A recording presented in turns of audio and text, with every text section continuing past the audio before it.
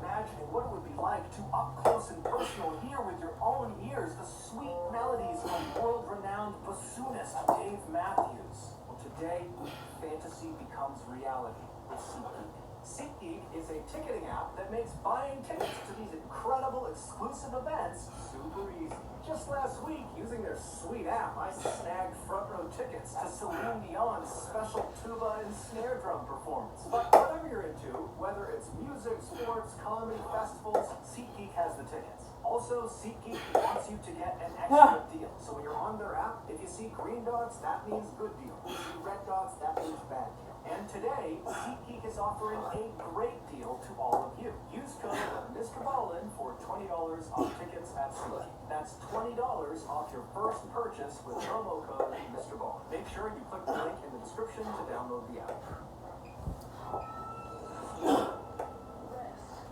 A few weeks ago, on November 30th, that respect came from the fact that John had served during World War I and been right on the front lines and had nearly been killed during a muscle gas attack when he was fighting in the trenches. And then after the war was over, John would come back to London and he would become a police constable for quite a while. And then after retiring from the force, he became a post office clerk.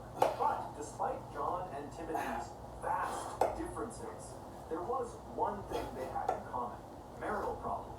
John and his wife Ethel had gotten married back in 1920, so 4 years before Timothy and Adam were born.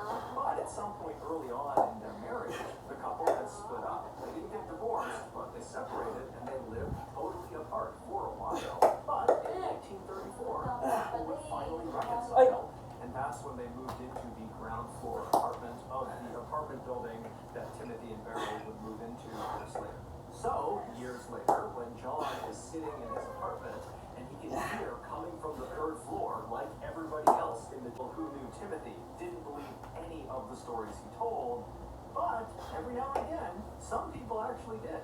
And for Timothy, that little sliver of respect he would get in that moment, even though it was built on a lie, on an illusion, it was incredible for him. He didn't get that anywhere else in his life.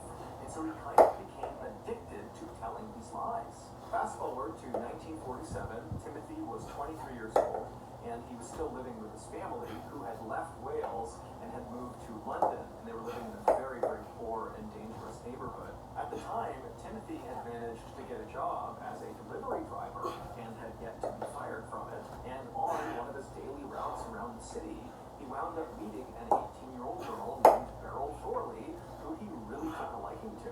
Now, according to people who knew Beryl, she apparently, like Timothy, had a very low IQ. So Beryl and Timothy, they meet on one of Timothy's routes, and they immediately hit it off and they start dating.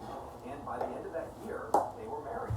They initially lived in some would change the legal system in the United Kingdom forever. But before we get into today's story, if you're a fan of the strange, dark, and mysterious delivered in story format, then you've come to the right place, because that's all we do, and we upload once a week. So, if that's of interest to you, when the like button asks you to spray sunscreen on their back, gladly agree, but instead of sunscreen, use blue spray paint. Also, please subscribe to our channel and turn on all notifications so you don't miss any of our weekly uploads.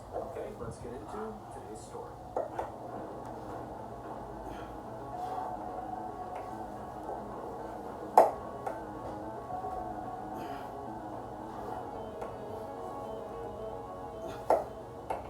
The crime that would eventually put Timothy Evans on death row was horrific.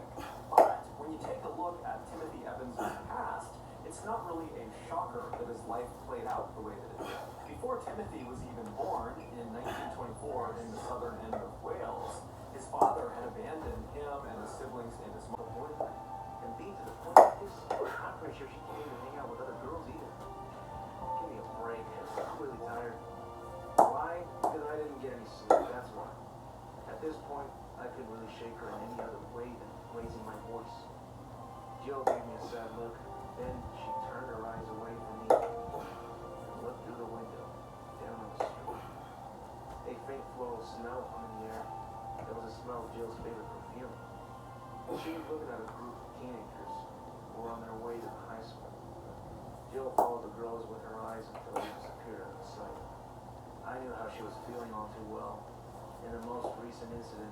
A 17-year-old girl living in Jill's neighborhood had been murdered. That girl often dropped by Jill's place to hang out with her. The girl and her